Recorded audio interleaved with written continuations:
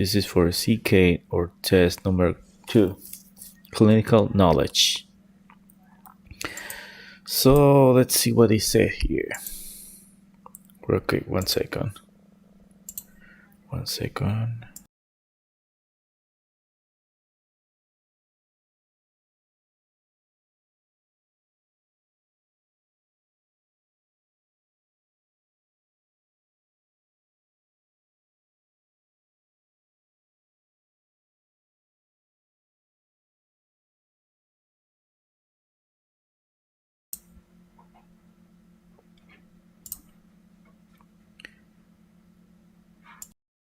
Coming in a second. You can go ahead and go reading.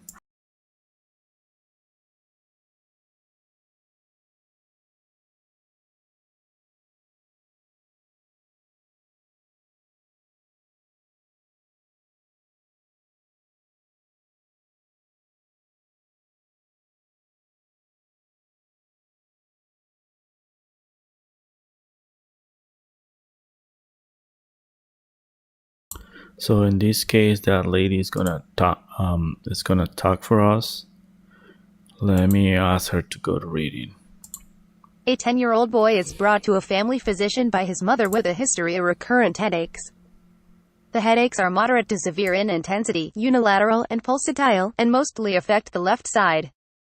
His past medical history is significant for mild intellectual disability and complex partial seizures that sometimes progress to secondary generalized seizures. He was adopted at the age of 7 days.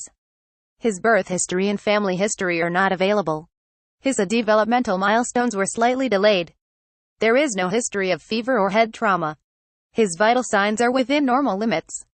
His height and weight are at the 67th and 54th percentile, respectively, for his age. Physical examination reveals an area of bluish discoloration on his left eyelid and cheek. The rest of the examination is within normal limits. A CT scan of his head is shown in the exhibit. Which of the following additional clinical findings is most likely to be present? Explanation. Correct answer D. The patient in the clinical vignette has Sturge-Weber syndrome, SWS, also called encephalotrigeminal angiomatosis. Affected persons have a characteristic cutaneous port wine stain, nevus flammeus, at birth along with intracranial and choroidal angiomas. Half of the patients with SWS also develop glaucoma. Glaucoma in SWS is assumed to be due to the hypersecretion of fluid by a choroidal angioma, raised episcleral venous pressure, or mechanical obstruction of the angle of the eye. The eye ipsilateral to the port wine stain is typically more affected. SWS is a congenital neurocutaneous disorder caused by the presence of angiomas. Clinically, these patients present with neurological manifestations and multiple angiomas. The most distinctive physical finding is a port wine stain, which is present over the face in the first division of the trigeminal territory. The port wine stain is usually unilateral and red to blue in color. Other angiomas are often present intracranially and within the choroid of the eye, usually ipsilateral to the port wine stain. The above CT image shows extensive peel malformation and calcifications over the left cerebral hemisphere with volume loss. SWS is also associated with an increased prevalence of intellectual disability, learning problems, seizures, glaucoma, and hemiparesis. Option: ash leaf spots are hypopigmented macules that often have an elliptical shape. These are present in tuberous sclerosis and are best observed with a wood lamp. Option B: café au lait spots are benign, permanent, hyperpigmented macules, see the image, that are associated with neurofibromatosis type 1, von Recklinghausen disease, and McCune-Albright syndrome. They are caused by the increased activity of melanocytes. The presence of greater than 6 café au lait spots with a diameter of greater than 5 mm in prepubertal children and greater than 15 mm in postpubertal individuals is one of the major diagnostic criteria for neurofibromatosis type 1. Image: neurofibromatosis type 1 café au lait spot. By Acrochotes. License: CC by SAW 3.0. Option C: Charcot-Bouchard aneurysms are small intracranial aneurysms that develop in patients with chronic hypertension. They are formed in perforating arteries of the brain, especially the lenticulostriate arteries within the basal ganglia, pons, thalamus, and cerebellum. These aneurysms are prone to rupture and increase the risk of intracerebral hemorrhage. Option E. Iris hamartomas, also called Lisch nodules, are associated with neurofibromatosis type 1 and aid in making the diagnosis. They are raised pigmented, yellow to brown hamartomas present on the surface of the iris. They do not affect vision and can be detected by a slit lamp examination. See the image below. Image, Lisch nodules. By Dimitros Malamos. License, CC by 4.0. Learning objective, Sturge-Weber syndrome is a neurocutaneous syndrome with a distinctive facial port wine stain and leptomeningeal angiomas. Half of the patients with SWS have glaucoma.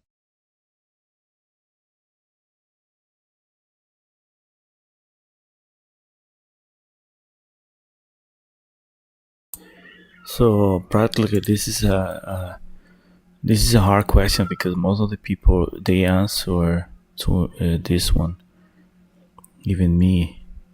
Ash left spots. Let's go to check what is exactly Ashley spots for.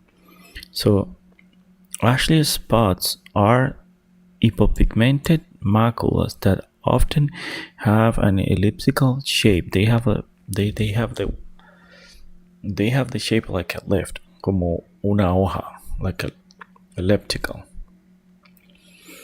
They are present in tuberous sclerosis and are best observed with wood lamp. Tuberous sclerosis. Okay, let's go to see how this look. Ash left.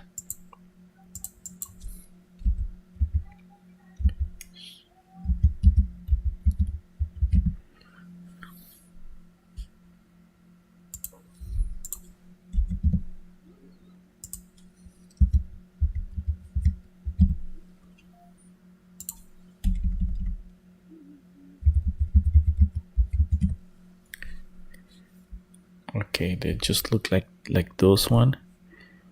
That's the way they look. Tuberous sclerosis, neurologic manifestation. Yeah, they look like this, like a lift.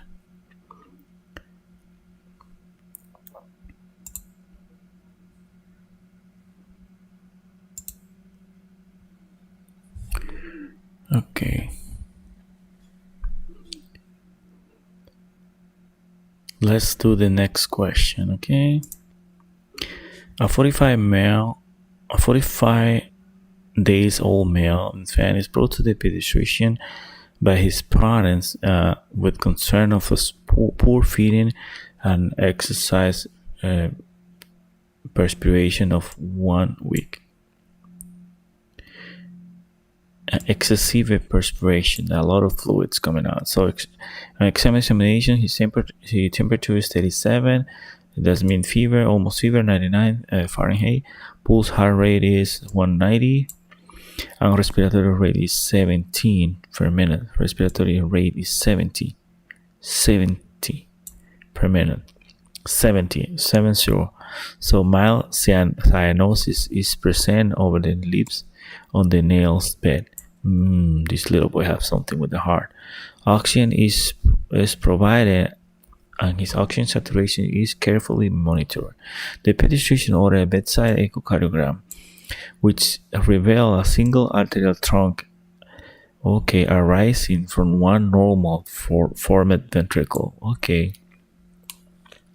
The arterial trunk is separate from the ventricles by a single semilunar valve. There is a defect in a interventricular septum, and the arterial trunk overrides the defect.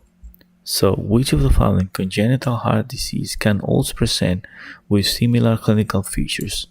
So they asking you which one of these have the similar what you just described here. So there is a defect in the interventricular septum. Okay, so and the arterial trunk override the defect. Which of the following congenital heart disease can also present with similar clinical features here? So let's see. I don't think C. I discard C.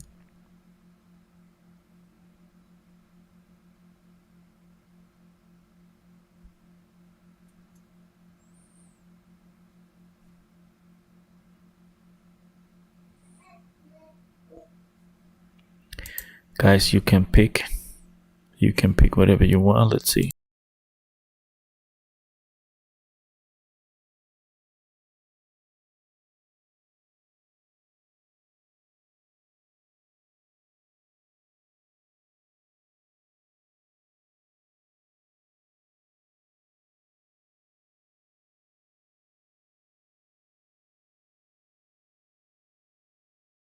I think it could be C.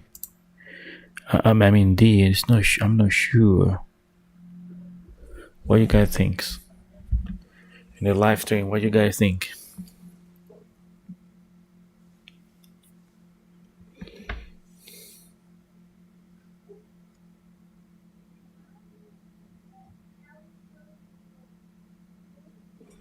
So I'm gonna pick D.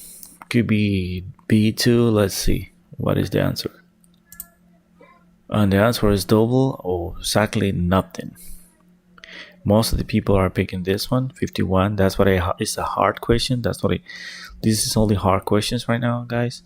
So after this video, we're gonna do 5 easy questions. Let's see the big difference. So is the double eyelid ventricular with unobstructed pulmonary flow? Double eyelid ventricle with obstructed pulmonary flow. So what is the description of this? Let's see. So the correct answer is A. The infant has a truncus arteriosus and cyanoid congenital heart disease characterized by a total mix of pulmonary and venous blood in the heart and increased pulmonary blood flow.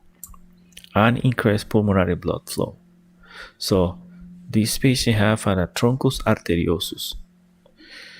A double inlet ventricle with unobstructed pulmonary blood flow can also present with similar clinical features.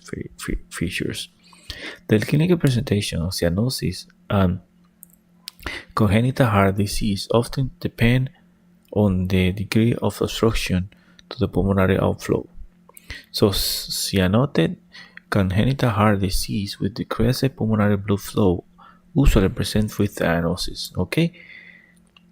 If there's a severe obstruction of pulmonary blood flow, the condition may be duct dependent, and closure of the PDA may produce profound hypoxemia and shock. So what they're trying to tell you is like when there's like some big problem, like there's a mix, or I mean when there's no connection in between the right heart and the left heart, if there is no some kind of duct or between communication between auricles or ventricles, the hypoxia would be really bad, really worse. So what they're trying to say here, let me check, is truncus arterius. So we can see here a big truncus where it come from, the aorta is coming from, or on the pulmonary MPA. MPA is a main pulmonary artery. So they coming together, the blood is mixed there. So you can see there's a big ventricular septal defect here. So this blood is mixed, the blood flow coming from the body and the blood flow supposed to come in from the lungs. So they are mixed here.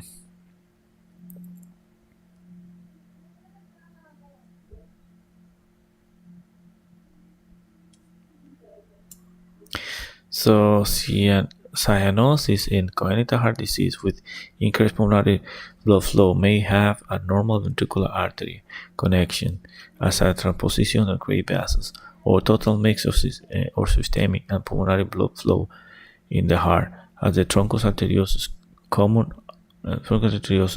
exactly the common atrium and common ventricular and total anomalous pulmonary venous return without pulmonary obstruction. Okay, they present with a heart failure due to pulmonary overcirculating and cyanosis, often during the first 2 months of life. Okay, when pulmonary vascular resistance fall, the the important clinical failure of heart failure in those patients include poor feeding, diaphoretics, okay, tachycardia, but if this is our case, he was diaphoretic, tachycardic too, tachypnea, he was tachycardico, tachypneico, dyspnea. Cyanosis may be mild or moderate. So that's the clinical presentation. The important clinical presentation in this heart failure, those patients include poor feeding, diaphoretic, the cardiac, tachycardic, and tachypneic, and cyanosis. Okay. However, in presence of significant pulmonary blood flow obstruction, those conditions present with significant cyanosis, similar to cyanotic congenital heart disease, which describe the pulmonary blood flow. Okay, decrease the pulmonary blood flow. Okay.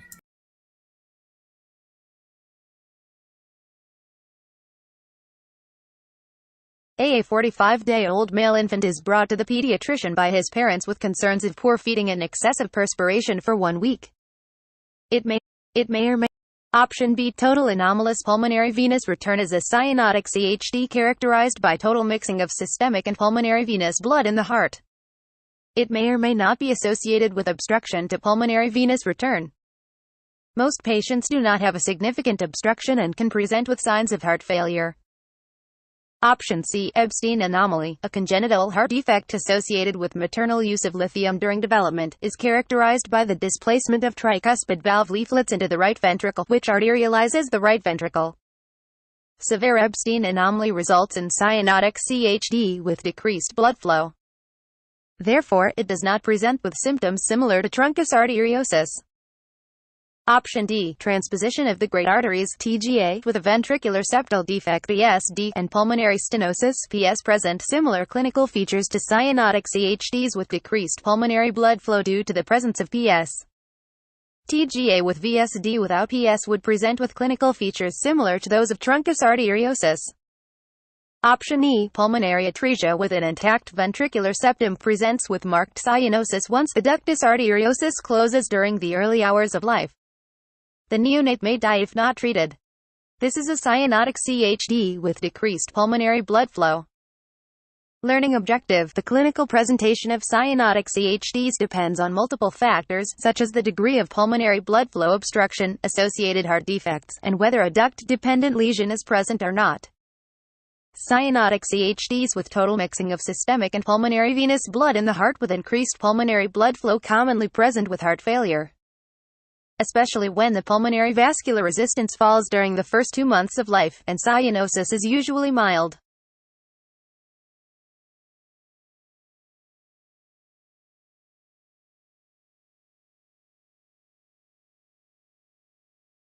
Okay, let's do the next question. It is: a 32 years old pregnant woman presented with infections with flu-like symptoms for the past 3 days.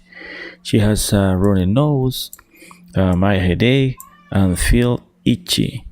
Exam finding mild fever, diffuse rash over her body. She is concerned about her body and about her baby, and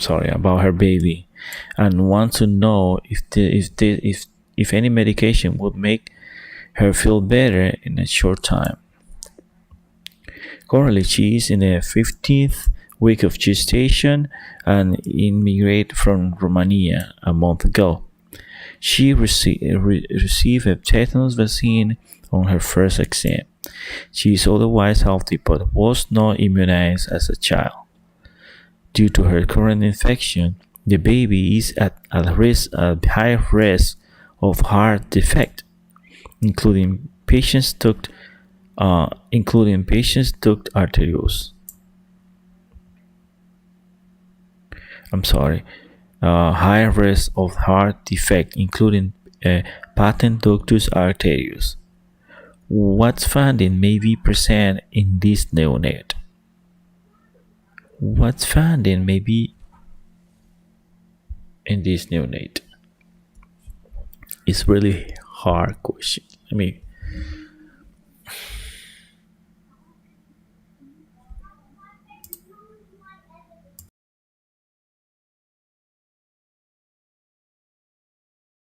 A 32-year-old pregnant woman presents to her physician with flu-like symptoms for the past 3 days. She has a runny nose, mild headache, and feels achy. Exam findings are mild fever and diffuse rash over her body. She is concerned about her baby and wants to know if any medications will make her feel better in a short time. Currently, she is in her 15th week of gestation and immigrated from Romania a month ago. She received the tetanus vaccine on her first exam. She is otherwise healthy but was not immunized as a child. Due to her current infection, the baby is at a higher risk of heart defects including patent ductus arteriosus. What finding may be present in the neonate?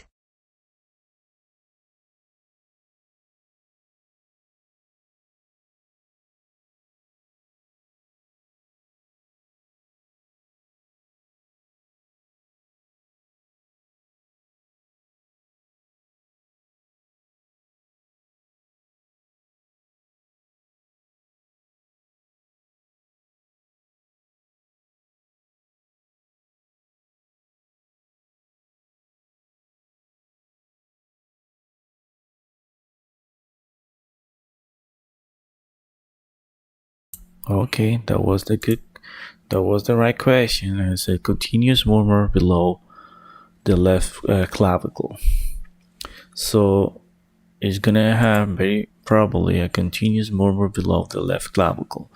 This is a hard question because everybody answer different. Most of the people answer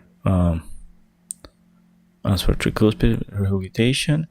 Some others answer mitral stenosis, and some others answer bronchial-femoral delay.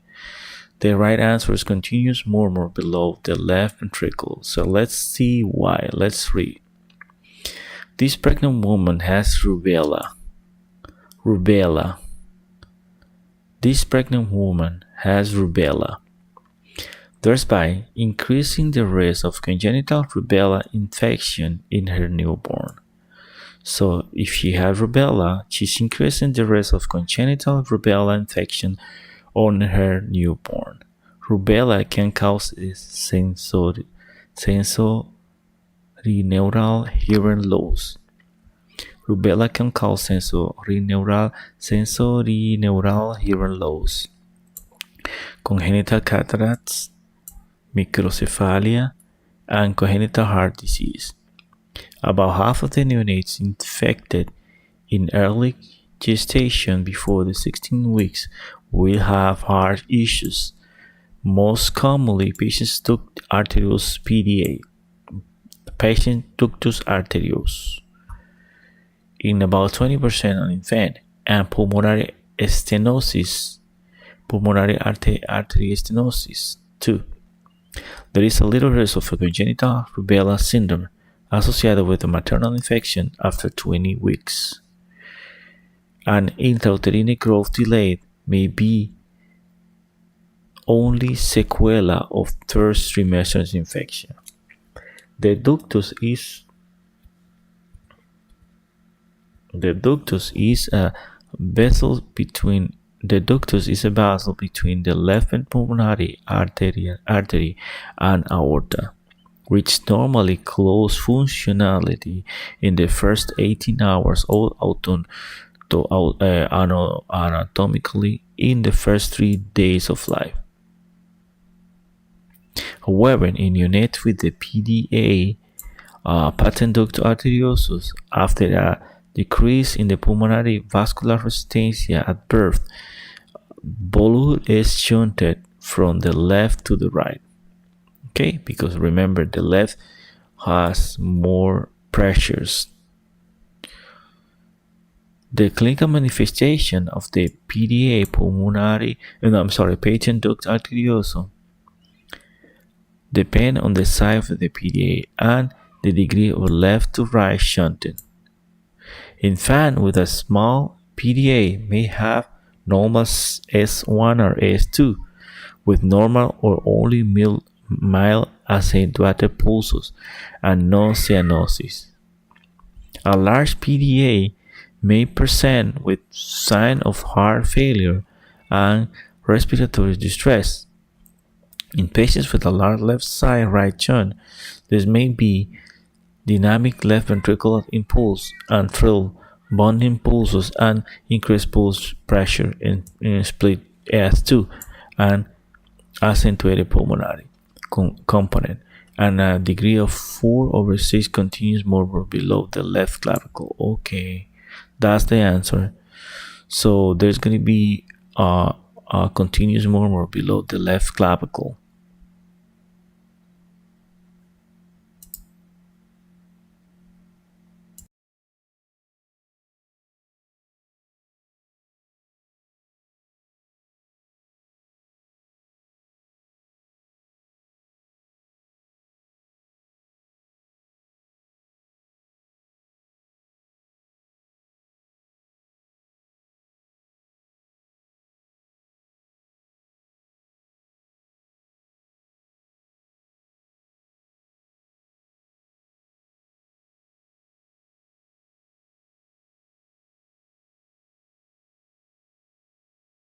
So there's a graphic here trying to explain us the patients with rubella syndrome. They're gonna have microcephaly. They're gonna have pulmonary duct. Pulmonary duct. Oh my God! I'm sorry, guys. Pulmonary ductus arteriosus or patent ductus arteriosus. Patent ductus arteriosus. That means that the duct keep going. After the birth, the duct is still gonna be open. That's patent pulmonary patent duct arteriosus.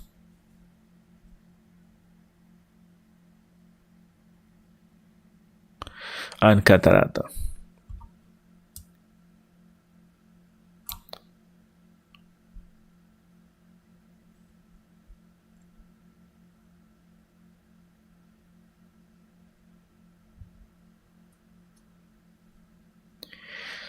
For learning objective, patient's ductus arteriosus is associated with a continuous murmur heart bass here below the left clavicle, bounding pulse, and increased pulse pressure. It is associated with congenital rubella.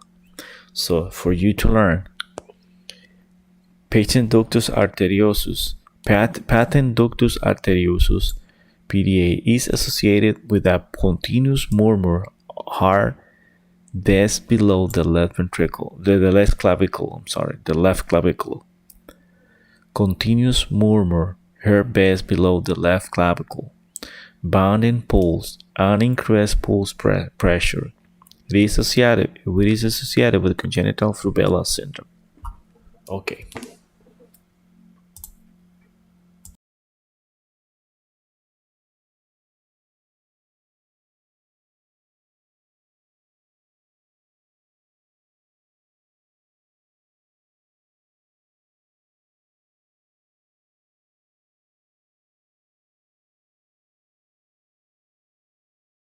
A 31-year-old female presents to her primary care physician with mild anxiety and complaints of mood swings lasting several months.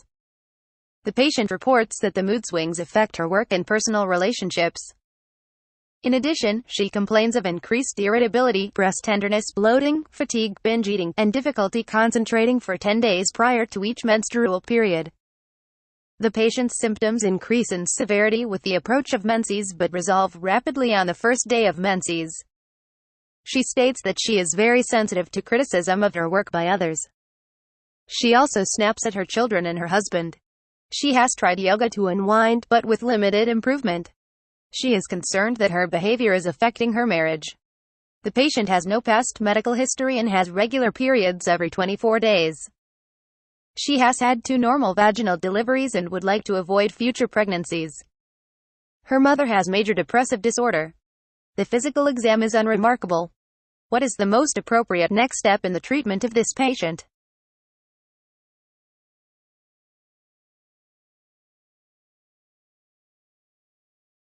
So, which one?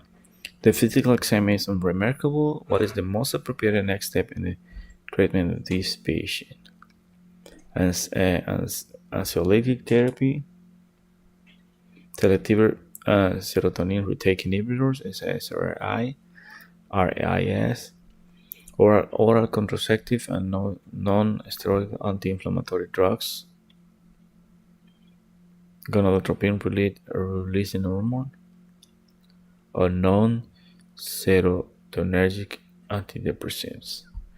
Which one is the correct answer?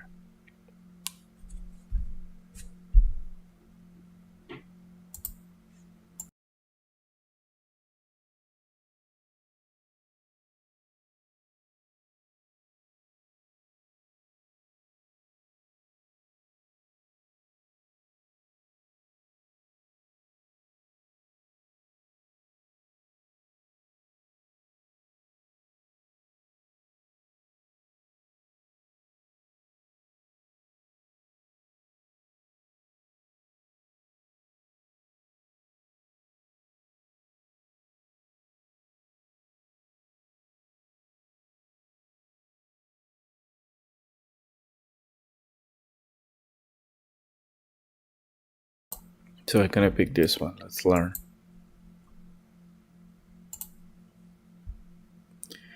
And for a lot of numbers, this is not the right answer. The right answer is oral contraceptive and non-steroidal anti-inflammatory drugs. NSAIDs. Why NSAIDs? So let's read the explanation this lady's gonna read for us. A 31-year-old female presents to her primary care physician. The patient reports that the mood swings affect her work and personal relationships. Her mother has. The physical exam is unremarkable. Physical. Correct answer C. The diagnosis of premenstrual syndrome, PMS, is based on the combination of physical and emotional symptoms that most women report a week or two before their period. Physical and behavioral symptoms may include bloating, breast tenderness, abdominal cramps, irritability, and appetite changes. Hormonal contraceptives stop ovulation, which interferes with the normal hormonal cycle and may bring relief from PMS symptoms. In addition, non-steroidal anti-inflammatory drugs, NSAIDs, taken before or at the onset of menstruation can alleviate cramping and breast discomfort. This treatment option is the most appropriate for this patient. Antidepressants can alleviate the emotional symptoms of PMS in some women refractory to other medications. Selective serotonin reuptake inhibitors, or SSRIs, are the most common type of antidepressants used to treat PMS. Option B.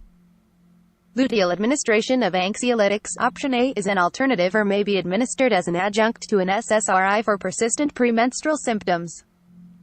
Recent trials indicate that SSRIs are superior in efficacy to non-serotonergic antidepressants. Option E. GnRH agonists. Option D. Downregulate GnRH receptors in the pituitary, resulting in decreased secretion of follicle-stimulating hormone (FSH) and luteinizing hormone (LH), resulting in anovulation and cessation of cyclic estrogen and progesterone. Learning objective: oral contraceptives are effective against physical and psychiatric symptoms of PMS. In addition, treatment with NSAIDs before or at the onset of menstruation can ease physical symptoms, such as cramping and breast tenderness.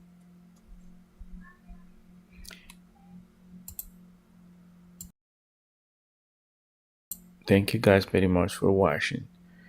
Share. Thank you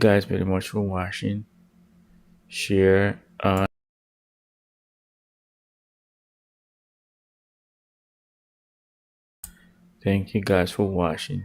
Share on learn. Bye bye.